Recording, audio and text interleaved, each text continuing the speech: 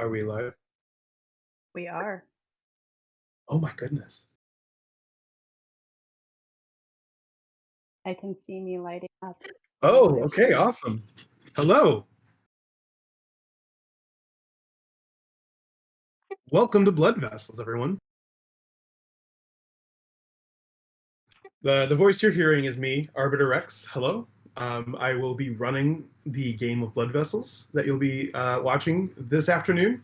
Um, yeah, let me tell you a little bit about this. So, Blood Vessels is a narrative game set in the United States Midwest at the turn of the 20th century in the late 1800s. We'll be role playing a scenario in a classic tabletop way. This is to give our players and audience the experience of what it's like to play the game in its purest form. But we are working on bringing some awesome tools to the Discord that will allow players, owners of the vampires, to experience games very similar to this, narrative games very similar to this, and use their vampire attributes like you see on screen. We have four vampires that'll be joining us today, four players that are using vampire art to represent their characters. We have Maud, we have Ursula, we have James, and we have Sylvester. Um, please feel free to ask questions in the chat. We'd love to see that chat light up. And if you want to give us any suggestions or give the characters any tips, that would be awesome. Cool. All right, I'm going to give you a quick breakdown of what this game is going to be about. So, for different reasons, the Chicago stockyards have become a point of interest for you all. Charlotte Ann Miller, the leader of the vampire group known as the Circle, has crystallized this for all of you when she's requested you to meet her. Uh, she's going to be asking you to investigate the Chicago stockyards and Packingtown. The Chicago stockyards were a huge place of a place of industrial animal butchering. This is where animals went. A lot of animals showed up in Chicago to enter the stockyards and come out as delicious steaks. Um, so hopefully that doesn't happen to the vampires when they go in. But let's start shining a light on these vamps and get them in. Um, we I would like you to imagine Charlotte's study. It is a large room, a big, comfortable carpet. Um, she is sitting, Charlotte Ann Miller is sitting in front of you, Maud. Um, she is in a high back chair. There are bookshelves all around. There's a fireplace crackling a little bit off to the side. This is a warm place, a good place. Charlotte does most of her business here, and most of the interactions you've had with her have been pleasant. Um, However, she's brought you here for something grim. You see, there's been a lot of strange happenings at the stockyards, and she needs help looking into that. But she's very busy with the World's Fair coming up, so she's enlisted your aid. Maud, can you describe yourself briefly? What are you? What kind of vampire are you? And what do you look like? Who are you? Well, I am Maud. I am a hybrid radical vampire, which means that I may not look too human-like to a lot of people, but with the fashion of the time, it's easy to cover up. It's a slim and slender woman with a tinier frame, but very uh, outgoing and inquisitive-looking eyes. I'm a investigator who tried to work for the Pinkertons, but that did not work out for reasons that I am not ready to disclose just yet. Uh, Do you have a connection to the stockyards, or any missing people, or any weirdness happening there? well, no, I actually That's sorry, fine. had a mic issue. No, I am a investigator that's worked for Charlotte before, and she's helped me get my agency off the ground and tend to lead more into what seem to be paranormal cases as of late. So something like the stockyards could be very interesting to me. Great. Charlotte leads in and looks at you and says, Maud, I'm going to be calling three other vampires here this evening. I need you to take them with you to Packingtown, investigate ghosts, disappearances. I'm worried that a vampire, one of us, is doing something in the stockyards, is going to draw attention to us in a bad way. And I need you and this group to figure out what's happening, if anything. That does sound like something that should be investigated and right up my alley if no one else will.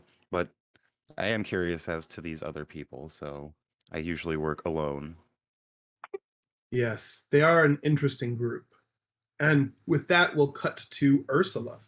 Ursula, uh, do you want to give the audience a bit of a description about Ursula? Where is she right now in this flashback or this spotlight scene? Um, Probably she's just learned the news about her friend Ethel. Do you want to catch everybody up on what that news is? Yes. So, I am Ursula. I am in the Apex family and Royal Strain vampire. If you take a look at me, I've got dark hair, but the stress of being a vampire has, given me some grays as well. Um, I have a good friend named who I have a very, very close relationship with. Um, and we like to write letters back and forth with one another. Um, I say write. I don't really know how to read or write. So I have my brother Charles helping me out with that portion. Um, but Ethel really means a lot to me. And one day she stopped writing letters to me, um, which made me worried because that's really unlike her. Um, and so I decided I wanted to go find out what happened to her. Unfortunately, I haven't, really heard a lot about her other than people saying, "Oh, now that you mention it, I haven't seen Ethel in a while." And that's just really unlike her. So I'd Yeah, like to find out. that's great.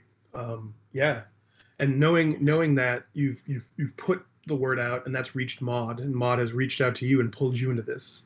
So Ursula, you enter the room. You enter Charlotte's study a little bit after Maud does, and now we cut to James. James, what connection do you have to the slaughterhouses, the stockyards, and why has Maud reached out to you through Charlotte to get you here? Oh, so I am James. I am an Apex brute, which means I am a strong bruiser type kind of guy. You can see I look very buff and tough. My connection with Packingtown is through my friend Paul, who I had met at a previous job at the railroad. We worked together as freight handlers, but he ultimately left that position and took up meat cutting. While he was on the job, he was unfortunately injured. He fell backwards, and well, those big saws they use to cut up the meat? Well, it cuts all kinds of meat, and he's been out of work for a while. So I visited him to see, where he's been, and he told me that at Packingtown in the meat cutting facility, he had seen a ghost. And Paul O'Reilly is a big believer in the supernatural. So, having recently become a supernatural being myself, I decided I would take a look into this. And through the grapevine, I heard of a group of people who might be able to help me accomplish this goal. Excellent, great. James enters the room. Tough and buff, I think, was the words used to describe him. Yeah, they enter, and we cut over to Sylvester, our final vampire of the quartet. Sylvester, who are you, and how do you have a connection to the stockyards? Why has Maud reached out to get you to be here? Well, that's Mr. Sylvester Ephraim Blakewell, Esquire. I didn't I'm so spend sorry. 3 years in law school just to be Sylvester. I am a hybrid tyrant vampire who's used to thinking his way through situations. I've specialized mostly in criminal defense, as we all know. That's where the money is at. Recently, I've been plagued by strange dreams where I'm uh, walking through a cold metal chute, pressed by, surrounded by other people. I can't see them, can't talk to them, but it just always ends with me screaming in terror, and I don't know what's causing it. Recently, while walking through a new part of town, I was just struck by the oddest sensation that I recognized that part of town from my dreams. So, at the behest of my paralegal, I'm here. I was about to set out to explore it myself when he suggested that I should attend this meeting first. Excellent. Yeah. And your paralegal is Mr. Bronson, right? Yes, that's correct. Awesome. All right. Sylvester Ephraim Blakewell, Esquire, enters the room, and all four vampires are now across from Charlotte. Charlotte leans back in her chair, and there she is. She leans back and she eyes the four of you. There's a subtle aura around her. This is something you've seen happen in Apex vampires. It almost looks like a after image or something you might see when you blink too quick. And she regards all four of you and she goes, "Oh, this seems like you four seem like a good group." And she looks at Maud and then at the other three. "Do you have any questions for me before you're off to Packing Town this evening?" Let me look in my little notebook for writing things down. Ah, yes. So when did this exactly start? How did you hear about this? More than a few of the vampires that are in the circle have been losing folk to the stockyards. I thought it may have been human predation, but it reeks of something worse. I don't have the time to go investigate myself, which is why, Maud, I'm having you and these three investigate for me. I want you four to look into the stockyards, Packing Town, the community, see if there's anything untoward happening to the people there, see if there's any vampiric reasons why there would be harm, disappearance, ghost sightings. You see your kind of roller eyes at ghost sightings. Um, I just want to make sure this doesn't get traced back to any of us, that there's no vampires, that there's none of us doing something that is going to reveal us to the humanity. Do you know of any specific human witnesses to these sorts of apparitions? Or I'm hesitant to say apparitions, but you can't Yeah. rule anything out. She reaches down and produces a small notebook, and she pops it on the desk for you all to check it out. Ethel is listed as missing. There's a bunch of names. There's nothing else listed in terms of ghost stuff, just the names of the missing for the past 2 weeks. There doesn't seem to be any connections to them, she says. It's all different people, different genders, different skin color, nationalities. It doesn't seem to be connected that way, but I do believe it has something to do with the machinery, with the people inside the slaughterhouses. Are all the people that are missing humans, vampires, or both? It's all been humans so far. There haven't been any of our kind that have gone missing, but I would recommend using caution. If whatever this thing is one of us and it's getting temperamental, it's possible that it might try and hurt you. Would any vampires in your circle know of any other vampires that might be in that area? Yeah, there are vampires within Packing Town and within the stockyards. Give me a moment. And she stands and starts consulting one of her books. Sylvester, James, Ursula, is there anything in the office you wanted to look at or do while she has her head away, turned to you, her back to you three? Is there anything interesting on the mantelpiece? Yes, there is paintings, hand painted paintings, lots of oil, lots of watercolor. Um, Looks like different scenes, beautiful scenes. Doesn't look to be anything else untoward on the mantelpiece besides the paintings.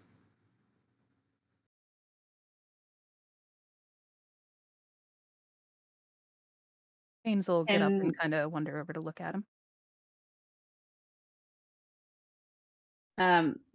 Ursula would like to see if there is any weirdness about the paintings, like physically, like if there's a corner sticking up, or if there seems to be something behind where the paintings are hanging. Maybe it's hiding something. Sure, yeah. Make a intelligence check. So the way this works in blood vessels, vampires will have to do things that require the use of their attributes.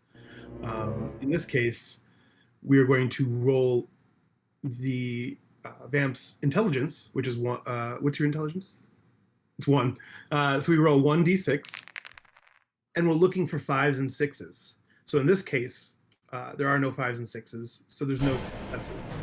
This is a failed roll. Ursula, you pick My up intelligence is pretty small. you pick up the painting and you look at it, but nothing strikes you. And as you set it back on the mantelpiece, Charlotte turns around and she goes, two vampires you may want to look into while you're there. Marcel Press and Mr. Abner Wells.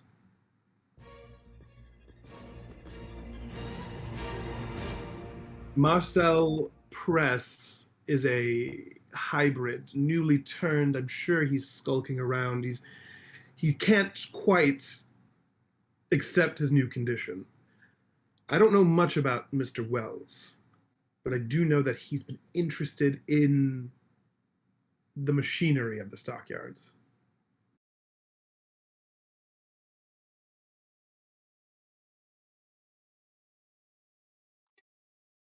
If you four don't have any other questions for Charlotte, you could head to Packingtown.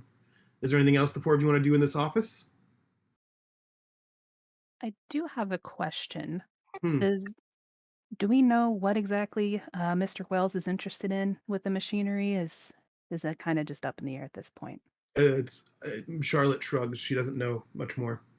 Mhm. All right, we'll cut to Packingtown. I'm curious, how do the four of you travel? Is it by I was going to say chariot. That's not the right word. Coach. Do you take a coach there? Walk. To give you guys an idea of what this looks like, the Stockyards and Packingtown, which is now called Back of the Yards, which is a neighborhood in Chicago, it's not outside the city. The city's still large, but it is north of probably where you are. So you will have to travel there. How do your characters get there? Well, Maud needs to go over her notes for the case and possibly get a little light reading in, so I will be taking a coach. I will go ahead with Maud. I mean, lady shouldn't have to walk. Why, thank you. Yes, you're so right. We may as well travel together, right? Do you have an extra seat? Oh It's yeah, a big coach. it's a big coach. Yeah, the coach fits everyone in it, and it rattles off. Packingtown comes into view pretty quickly. It is an interesting neighborhood because it is a settlement built kind of not haphazard isn't the right word. It sprung up around the stockyards as the workers needed places to live. So the neighborhood is very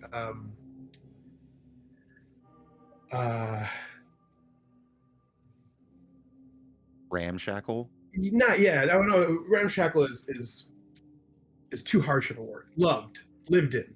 It is a lived in community. As your coach, as you disembark your coach, you can see that there are men and women coming home from the factories.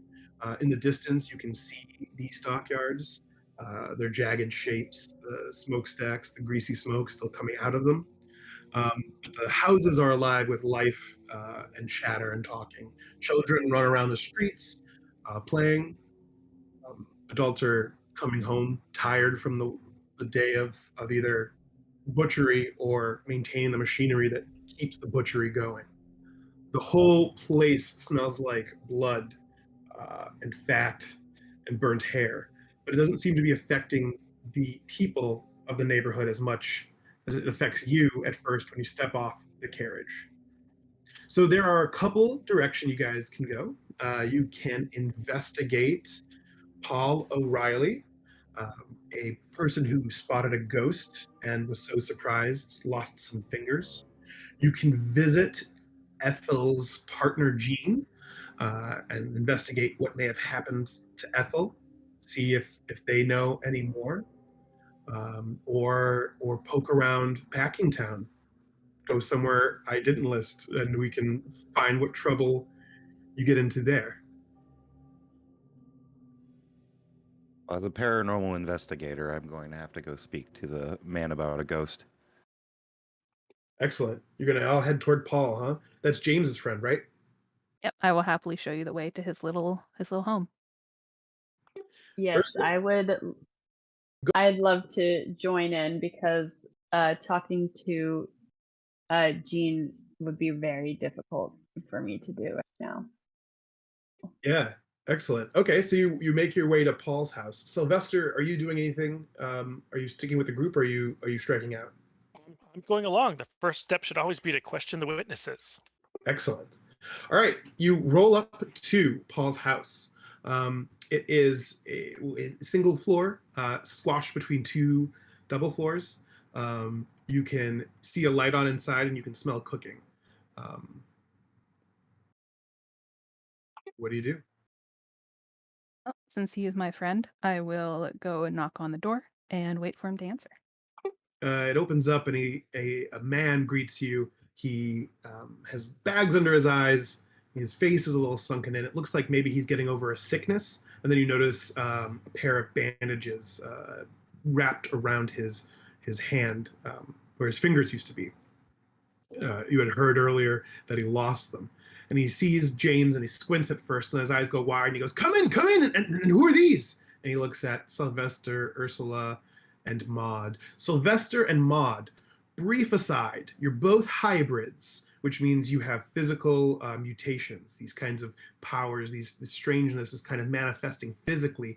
Do you do anything to cover this stuff up when you go out in public, or do you just let your freak flag fly? In vampire circles, I would not cover up, but as an investigator, I need to try to blend in as much as possible. So she tends to wear very long scarves, things to kind of cover up the markings around her neck area and the top of her head.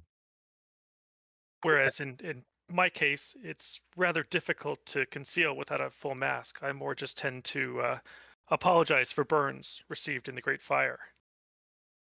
Oh, that Good always cover. elicits looks of pity, and people are willing to forgive really easy with that. He looks at the three of you. So Sylvester, you're not wearing anything that would obscure your face, and Maud, you are wearing, what did you say, is a coat or a scarf? Or Like a long scarf. I don't think there's anything really on her face, but it's definitely around her neck and shoulders, and it's very convenient, actually. He looks at you both, and then he kind of squints at Sylvester and looks at his own hand, and then goes, well, come on in. Anyone's welcome. James, it's so good to see you. And he pats your back much harder than you'd think he could. I pat him back on the back, but I kind of hold back my strength because I do not wish to break any more of his bones. Yeah. You enter his home. It is very small, nice. He has a stew cooking. He offers you some. Hey, do any of you want anything to eat? In his stew, James, do you want some? Miss, he offers a bowl to you, Ursula. I would love a bowl. I was feeling faint from all of this. Awesome. He hands you a bowl. Do you eat? I smell it, and then when he's looking, I kind of pretend to eat, and when he's not looking, I put it in the trash can. Oh, excellent. Can you make an agility test real quick? just so we can get some more rolling. Agility is something that is related to moving fast. In fact, I think this is your best trait. A 1, a 4, a 3, and a 2. No successes. We're looking for 5s and 6s. So on 4 dice, no successes. You throw it away. It clatters, and he turns and he goes, that's okay. You dropped it. That's all right. It's okay. He picks it up, and he invites the 4 of you. Come, sit. Okay, we are inside of this house. There are a couple ways the 4 of you could approach how to investigate. You can try and make a social or will roll with a difficulty of 1 to try and pump Paul here for info. There might be something within the home, so if you want to make an intelligence check, you can to look around. Yeah, we'll go one by one. So Maud, what would you like to do? I will.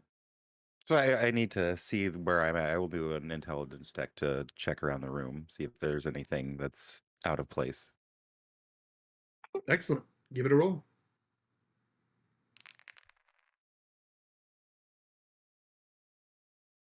You said intelligence, right? Yes.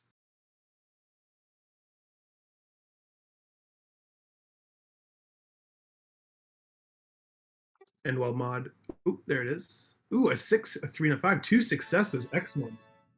Okay, Maud, you notice a letter that seems to be tucked away under a pile of mail.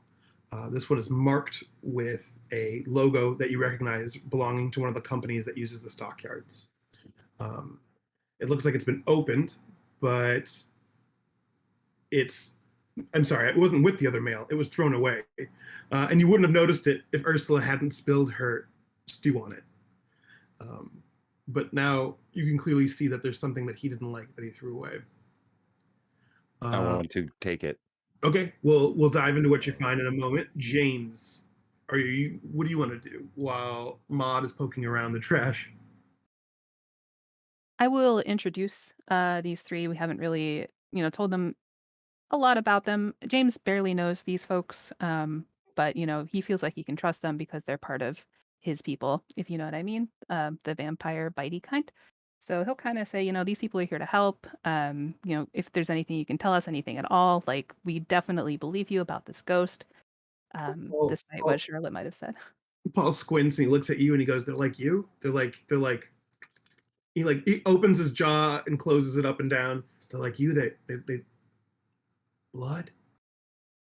Well, yes, they are. But they're decent enough folk. He shrinks back a little bit. And looks at he looks like a fish that just realized he's in a school of sharks. Oh, if any of them try anything, you just let me know. And he kind of winks and gives a little look at how cool I am and strong. So, Oh, thank you. Yeah, I will. I will. And he goes back to preparing his stew, but he keeps an eye out. Sylvester, would you like to try a social or willpower check to ask him about the info, or make an intelligence check to poke around the house a little bit? No, I'd like to, some direct questions to him about what it is he saw and his experiences there. Ask away. Well, I mean, basically, I'm just curious what happened, what he actually saw. It sounds like, I mean, he suffered this horrible ordeal, losing his hand. That takes a mighty amount of distraction to happen. And I'm not the kind of person to do that. I'm very focused. And he moves his working hand down to emphasize the point. I'm very focused. I'd never seen anything like that before. It was it was made of bones and blood, and it rose up. I promise you, it was something that was real. Rose up, like there were bones and blood on the ground that then rose into the air. There's we have ways, paths for the blood and any of the animal offal to flow down, and walking by one of these areas. No, I wasn't walking by. I was working. And I thought I had heard a sound come from one of these areas, and I approached the area, and I saw it. And it was horrible. Can you make a willpower check, Sylvester? Willpower. Okay. Marked as WP on the character sheet. Vampires have a mix of attributes rated 1 to 15. You all are representing the kind of basic vamps, the ones we're going to start with lower attributes. Ooh, a 3 and a 4. Okay, yeah, he's this guy is extremely upset by this. He has seen this so that was a failure. You can't pull any additional information out of that, but you can tell that he is extremely shaken. You can keep asking questions though. Well, I'm just out of curiosity. I mean, have you been known to imbibe at all? And it's totally all right if so. You can absolutely tell me. I mean, what God-fearing man doesn't? He says, and he pulls a small green bottle from his pocket and takes a nip. And had you been perhaps imbibing at the time that you witnessed this No, apparition? no. Well, not enough to see the apparition. If that. No, it was real. I swear it was real. Oh, you Nice. told me that you weren't drinking on the job anymore.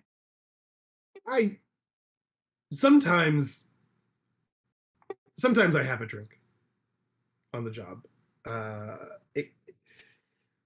He looks over at Ursula again and goes, Miss, is there any? You sure you don't want any of the stew? I know maybe it didn't sit on your tongue.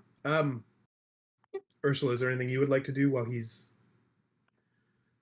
I I would like to apologize profusely to our friend Paul here because, I was kind of trying to fit in with the humans, but I don't eat the same things that you eat.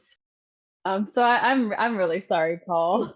I'm sorry. That's right. You are right. Oh God, yeah.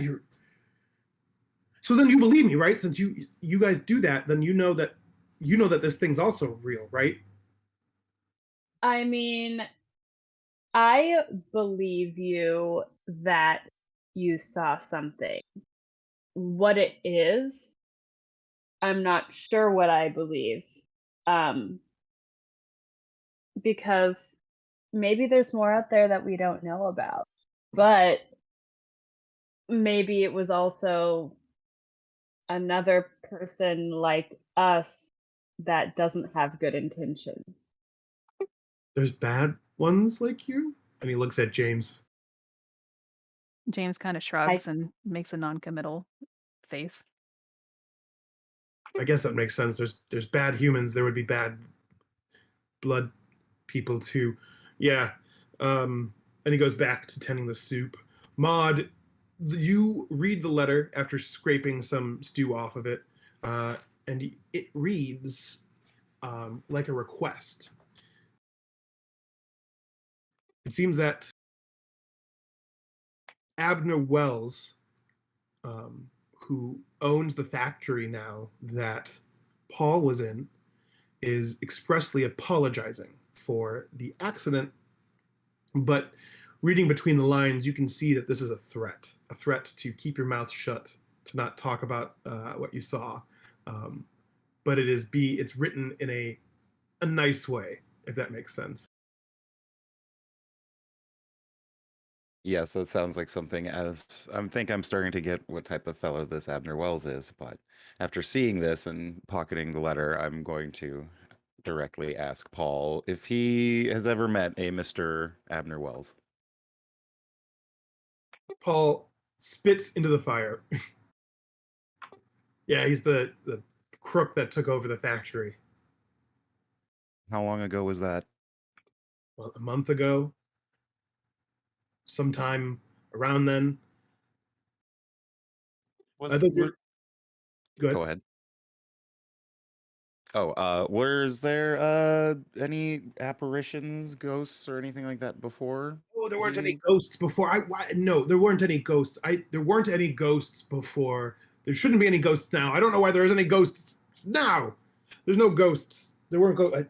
He's getting a little worked up. You can tell. I am furiously writing no ghosts in my notebook. It's okay, Mr. Or Paul. There are lots of things in this universe that we really can't comprehend, and with some of the things I've seen, I will not rule anything out of possibility. There is he nods. He nods like maybe you're right. Maybe this is just another new piece of the universe. And there's a sharp knock at the door. Paul looks to it and then looks at his stew and goes, "Can one of you get it?"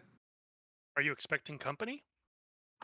No, I wasn't. I already have. I mean, you four were the surprise company. I thought, are these more of your friends? Not that we know of. Let me get the door. And James will get up and approach the door, standing in such a way that when he opens it, he'll be able to deck someone if he has to. Okay. I will go ahead and kind of hide so that I can still hear what's going on, but so that they won't see me.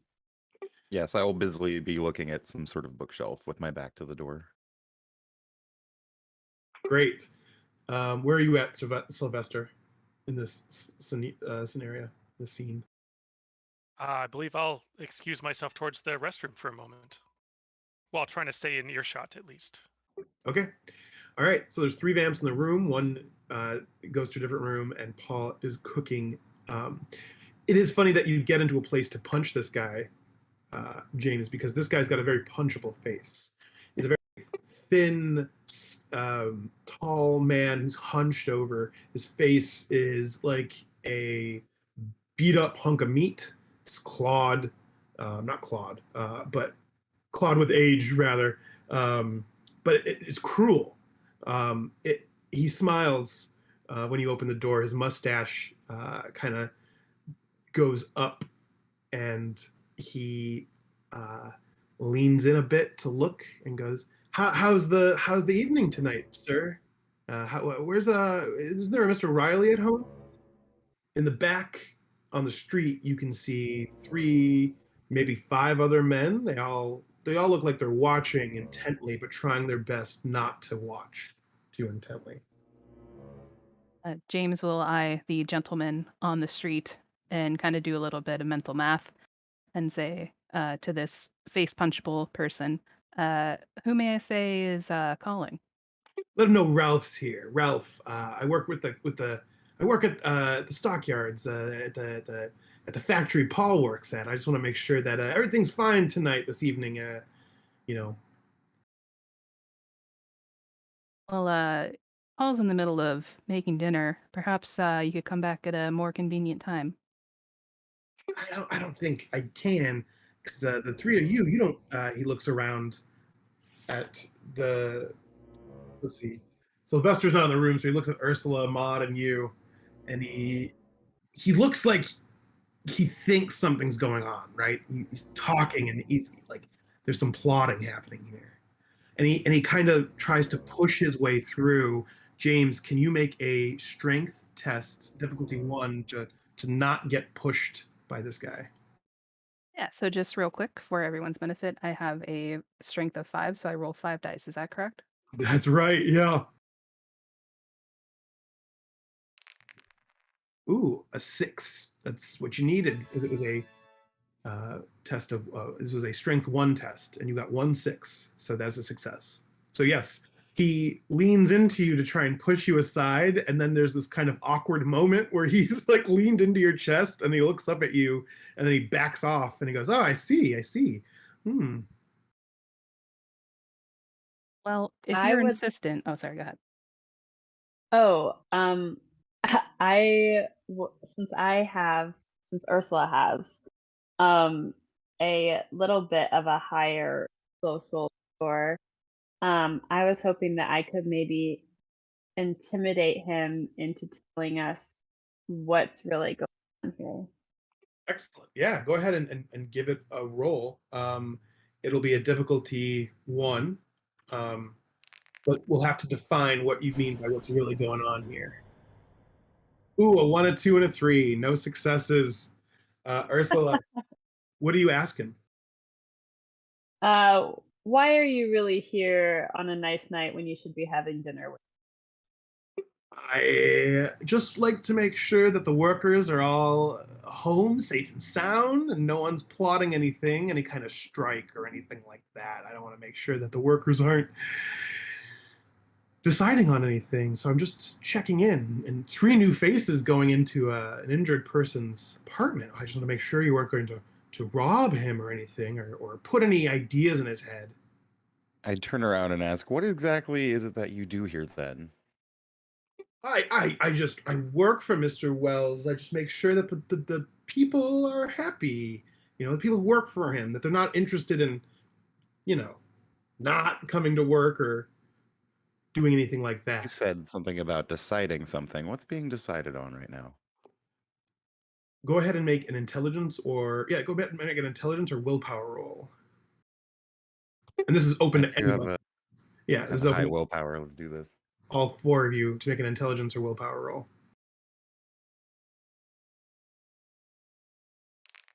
It is difficulty 1. So you need 1 5 or 1 6.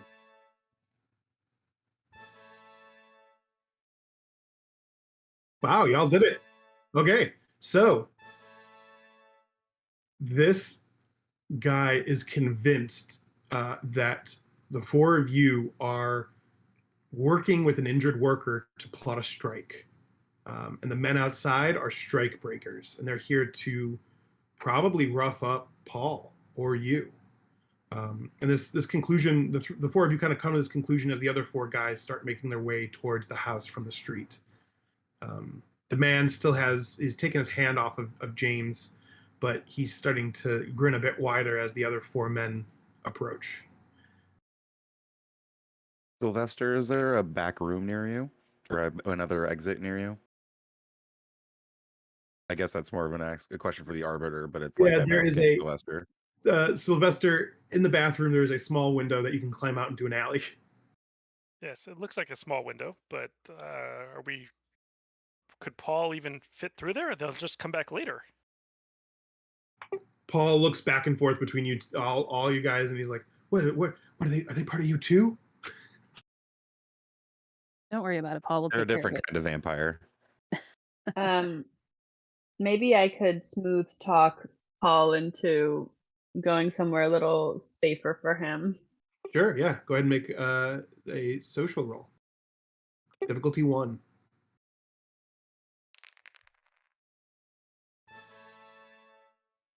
Excellent. Yeah, you guide him into his room, and tell him. You tell him to just stay in here, be safe. Yeah, staying here. You know that we're gonna be okay. We have some things about us that makes us different, as you're well aware. So just stay safe in here, Paul. We care about you. Okay. And he sits on his bed and he goes, "Can you take the pot off the fire?" And then the door closes. Outside, the men have reached the door. James, you're still in the way. Maud, Sylvester, what are you 2 doing? I don't think he's even seen my face to this point. I'm certainly gonna come into the room grinning at him. Oh man. Okay, so he sees your full hybrid weirdness. Yes, exactly. Are you trying to intimidate him? Sure. Yes. Excellent. Make a social roll. I'll give you a bonus die. So what's your social rating? Currently 3. So you can roll 4 dice. It's a difficulty 1. Okay.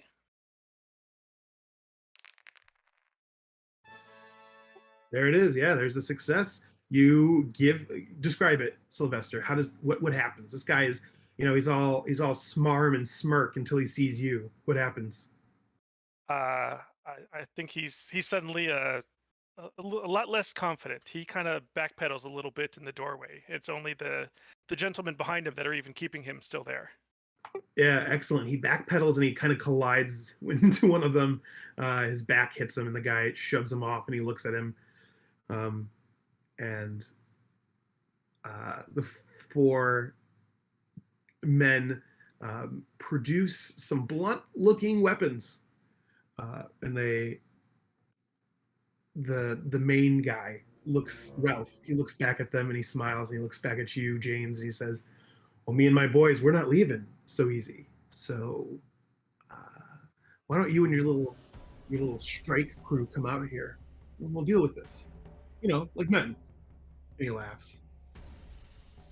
Yes, like men. But you might not want to do what you're thinking you're gonna do, my friend. You don't know who you're messing with. Oh, I think I do. And one of his boys comes running at you with a 2x4. And you make a strength check. Difficulty 1. Resist that 2x4.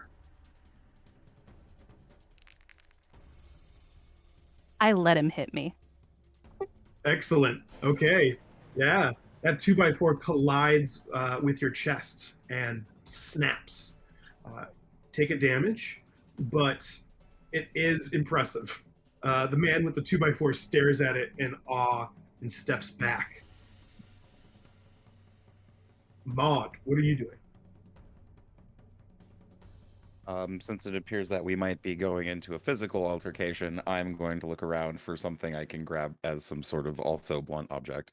Oh yeah, there's all sorts of stuff. Fire pokers, chairs. Oh, fire poker sounds lovely. Awesome. Are you taking it outside and wielding it, or are you just getting ready in case danger comes in? Just getting ready for danger. You come up behind James. Yes.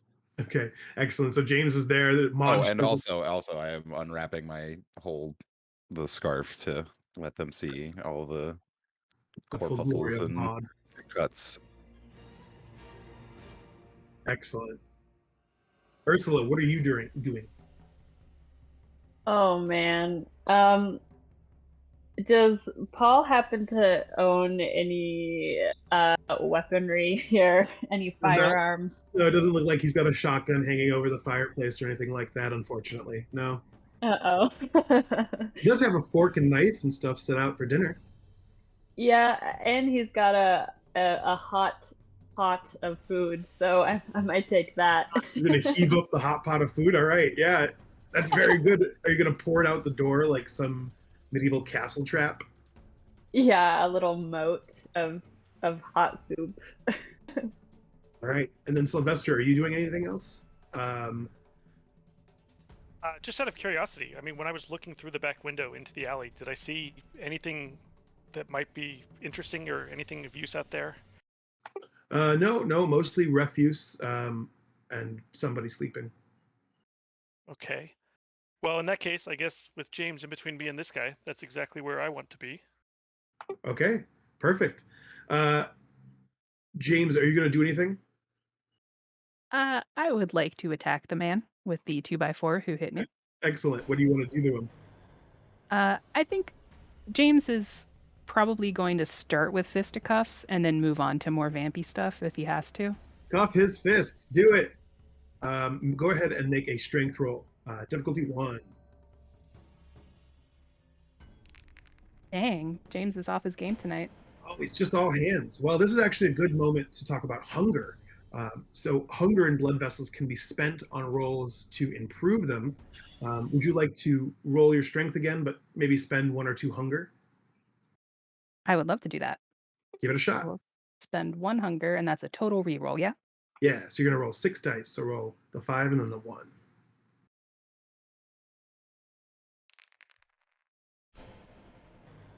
Ooh, Oh even my if- gosh. Even with your hunger, the dice are not on your side.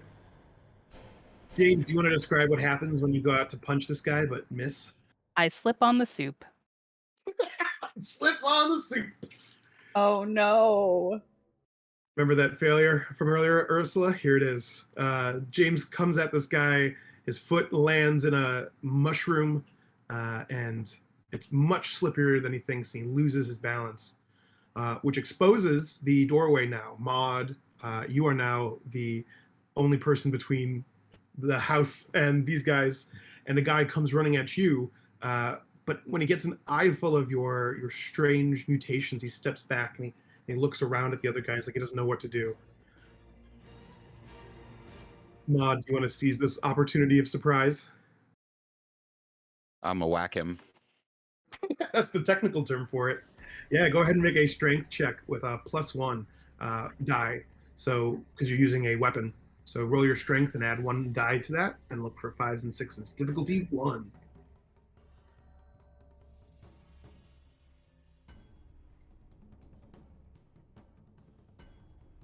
Wow, 3 successes.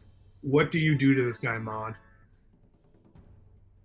While he is looking in shock at what I believe probably Sylvester is making him glad he had the brown pants today.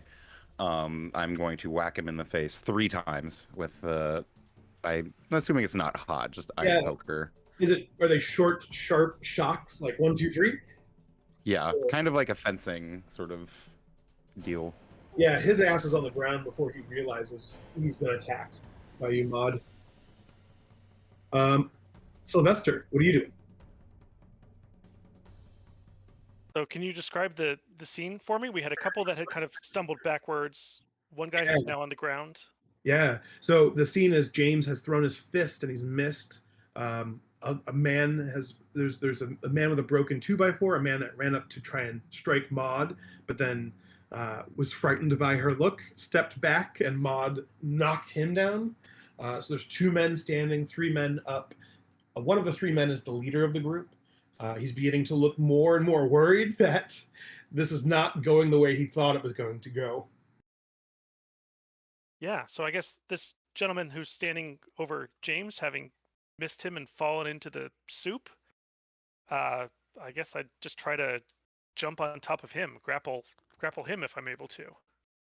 Yeah, go ahead and make an agility or strength roll. All right. Neither one of those is my forte, but so do I have to, if I'm using hunger, do I have to declare that in advance or after I roll? Yeah, let me know you're using hunger, and that'll add, make sure you keep track. You're getting hungry, or you're spending the blood, the stolen essence inside of your body to make yourself better. So you can spend a hunger to add a die to your roll. Okay, I'll spend 1 hunger to attempt that, since that wouldn't otherwise be a strength. Excellent, cool. There's the success. Describe this, Sylvester. What does it look like when you attack this guy? Literally jumping up on him, or what's going on? Oh yeah, I'm leaping onto him, wrapping my arms around him. Just kind of got my teeth right next to his ear. Just gonna whisper to him that he knows exactly what comes next. And this is with this awful, like, anglerfish mouth, right?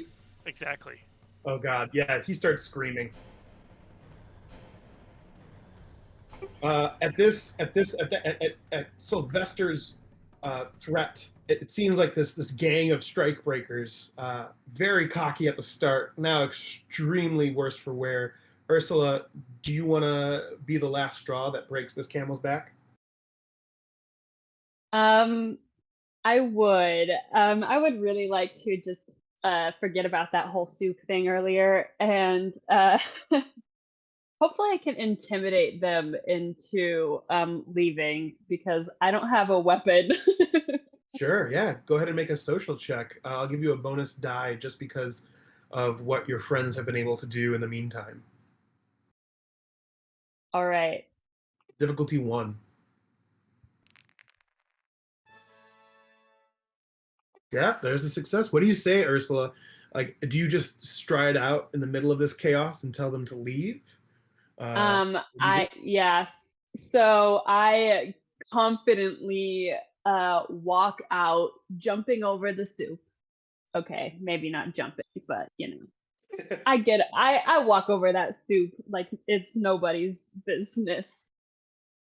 And I make this like deep guttural leave now. Oh yeah. Do your eyes light up? Do your teeth bare? Oh yeah, those teeth, they're showing. And my like hair is beautifully there's a breeze and you can see my hair kind of light up and my eyes glint. Yeah, that's all it needs. Something about your voice and the way you look, with Sylvester hanging off this guy, James picking himself up, Maud just slapping this guy around with the iron stick. This is exactly what this guy didn't need tonight. And he stands up and he goes, all right, fine, Paul, whatever, you guys aren't doing, whatever, we're going. And he runs. And so do these guys, including the guy that gets off his butt that Maud has kind of smacked down to the ground. Sylvester, are you going to let go of yours, or are you going to take a bite? I don't think we need to take this further than it's already gone. You see this guy? Do you say that to him? Do you whisper that in his ear? I'll tell him, sit tight. I'll be back for you later. He does not. He runs. He's very scared, and he's going to have nightmares about this and you. Paul pokes his head out of his room and he goes, "Is it over? Did you guys chase him off?" Yep.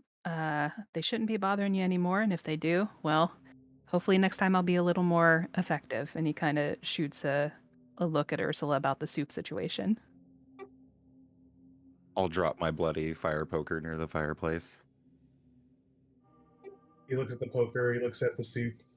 Oh, well, thank you for stepping up for me. I mean, those boys, they've been coming around. They're worried.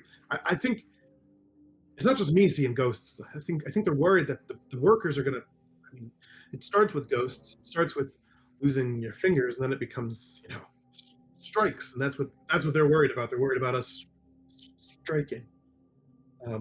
Paul, can you remind me how you lost your fingers again? I saw shape. I was working at the bandsaw, breaking down bones, and I saw something rise up out of the muck. It was bones and skin, blood, holding it all together. It scared me so much. I fell back, and that was it. I lost my fingers. Has anyone else seen such apparitions? And they haven't told me if they have. But I'll tell you where I work. I'll show you where I work. If you want to look, he pulls out a scrap of paper that has a rough blueprint of the factory, not like a blueprint that you would get as a professional, but one that might be given to you as a worker to direct where you should go. And he shows you all where his station is. And that is where we are going to conclude our first session of the Stockyard adventure that you guys are all on. This has been the first episode of our Blood Vessels live stream, but the fun isn't over. For everyone in our audience, please join our Discord for more adventures, and stay tuned for 2 more live streams as we pick up with these vampires next week. Next Thursday, we will be entering the stockyards themselves. The characters will enter the butcher plants and see what's happening inside.